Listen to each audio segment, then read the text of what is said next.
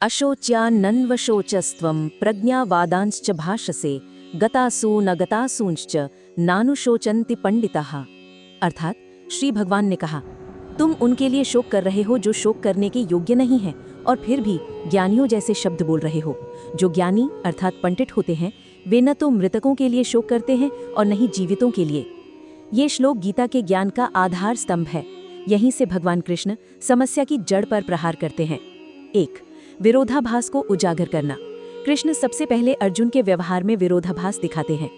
तुम शोक कर रहे हो, अशोच्यान्नन्वशोचस्त्वम्।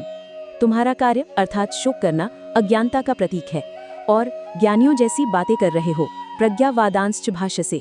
लेकिन तुम्हारे शब्द कुल के नाश का डर, पाप का भय सुनने में बहुत विद्वत्तापूर्ण लगते हैं।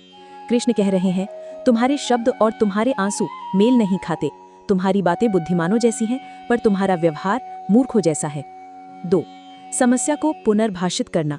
कृष्ण यहाँ से अर्जुन की समस्या को एक नए स्तर पर ले जाते हैं।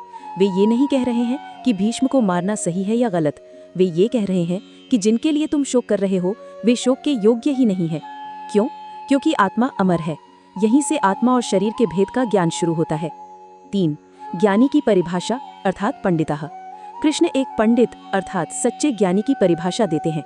पंडित वह नहीं है जो बहुत कुछ जानता है, बल्कि वह है जो सत्य को समझता है।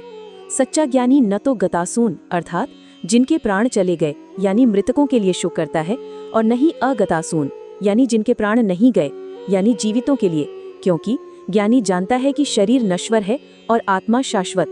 आत्मा न कभी मरती है न जन्म लेती है, इसलिए शोक का कोई कारण ही नहीं है। ये श्लोक गीता के पूरे दर्शन की प्रस्तावना है। ये तुरंत स्थापित कर देता है कि सच्चा ज्ञान बाहरी परिस्थितियों पर रोना नहीं बल्कि आंतरिक सत्य को जानना है।